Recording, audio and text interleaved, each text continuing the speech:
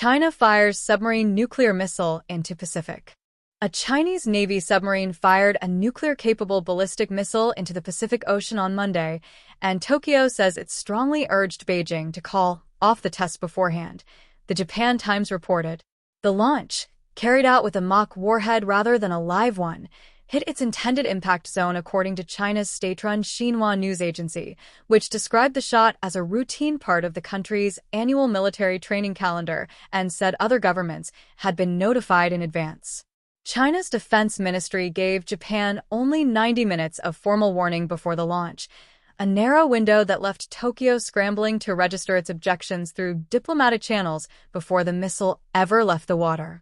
The Japanese embassy in Beijing was told just before the noon launch that a ballistic missile test was imminent, and Tokyo used that limited window to lodge its concerns directly with Chinese officials. Independent tracking data lines up closely with the sequence Beijing and Tokyo have each described, adding an outside layer of confirmation to the official timeline neither government has disputed. Jonathan McDowell, a Harvard-Smithsonian astrophysicist who has built a reputation for cataloging rocket and missile launches from public tracking data, wrote on X that the suborbital launch occurred at 4:01 a.m. Universal Time Coordinated on July 6, which converts to noon in Beijing.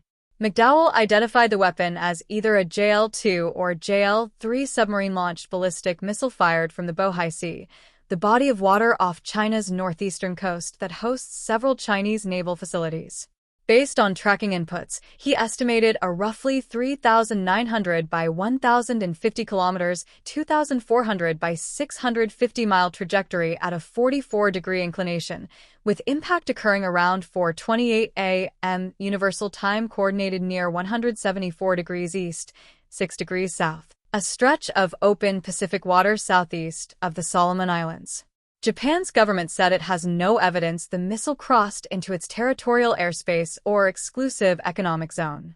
Chief Cabinet Secretary Minoru Kihara told reporters the passage had not been confirmed, and added that Tokyo had received no reports of damage to any Japanese aircraft or vessels. The Japan Coast Guard had been given advance notice a day earlier, though the initial Chinese message described only a restricted area opening up south of Cape Shionimisaki in Wakayama Prefecture in connection with re-entering space debris, not a missile test. The Coast Guard issued a navigation warning for the zone before China's defense ministry clarified, hours later, what the exercise actually involved. The missile in question is almost certainly one of two systems that make up the sea-based leg of China's nuclear arsenal. The JL-2 has been in service for over a decade with an estimated range of roughly 7,200 to 9,000 kilometers, 4,500 to 5,600 miles, while the newer JL-3 pushes past 10,000 kilometers, 6,200 miles, and is believed capable of carrying multiple independently targetable warheads. Both missiles are built to launch from China's Type 094 and upgraded Type 094A Jean-class nuclear-powered ballistic missile submarines, a fleet that now numbers roughly 9 boats and forms the backbone of Beijing's ability to strike from the sea rather than relying solely on land-based silos or mobile launchers. China's expanding undersea nuclear deterrent has drawn sustained attention from military planners in Washington and allied capitals precisely because submarines are difficult to track and nearly impossible to preemptively destroy, which makes them the most survivable piece of any nuclear arsenal. Monday's test was not China's first Pacific launch to draw international pushback. In September 2024, the People's Liberation Army Rocket Force fired an intercontinental ballistic missile with a dummy warhead into waters near French Polynesia, marking Beijing's first public test of that kind in more than 4 decades.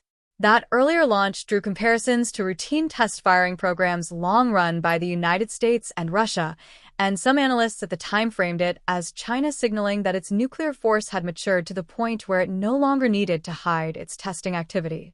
Analysts see a similar signal in this week's test, though with an added layer given where and how it happened. Yang Zi, a research fellow at Singapore's S. Rajaratnam School of International Studies, said the launch appears to be the first time China has tested a submarine-launched ballistic missile in the Pacific Ocean specifically, as opposed to firing a land-based ICBM from its own territory. A general probing maneuver as China perceives weakness in eccentric alliance systems, Yang said. Australia was also notified ahead of time and used the moment to register its own concerns publicly. Defense Minister Richard Marles, quoted by the Australian Broadcasting Corporation, framed the test as part of a broader pattern Canberra is watching closely. This is a long-range missile test, and we are very concerned about any actions that undermine the stability, peace, and security of the Pacific, Marles said. China has pushed back against the criticism, arguing that its advance notifications satisfy international norms and that the test targeted no country or entity. Beijing has simultaneously expanded its submarine fleet at a pace that, by some counts, has now made it the world's second-largest operator of nuclear-powered submarines behind the United States, ahead of Russia. That buildup, combined with a modernized land-based missile force and a developing air-launched nuclear capability unveiled at a military parade in Beijing last year, points to a deliberate strategy of fielding a fully modernized nuclear triad rather than leaning on any single leg of deterrence. What remains unclear is exactly how far the missile traveled beyond McDowell's estimated trajectory, whether the test was tied to any broader exercise involving Chinese naval assets already operating in the region, and whether Beijing plans to make Pacific submarine launches a recurring feature of its annual training cycle rather than a rare event. Japan, Australia, and other regional governments will likely be watching for the answer to that last question most closely, because a one-off test and an established pattern call for very different responses.